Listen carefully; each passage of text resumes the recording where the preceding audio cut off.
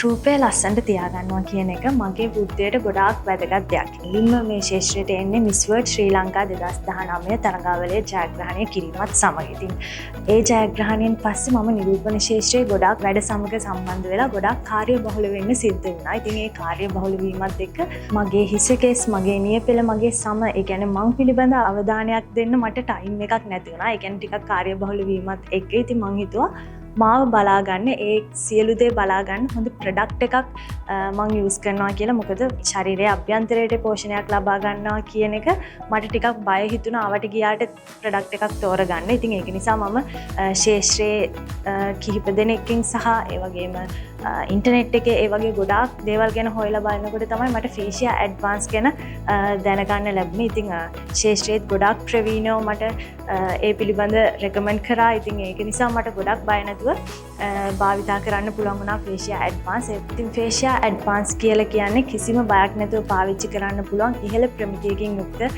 Product එකක්. ඉතින් මම ඔයාලට රෙකමන්ඩ් කරනවා බය නැතුව අනිවාර්යෙන්ම අරගෙන පාවිච්චි කරලා බලන්න. මට වගේම හොඳ ප්‍රතිඵල ඔයාලටත් ලබා ගන්න පුළුවන්.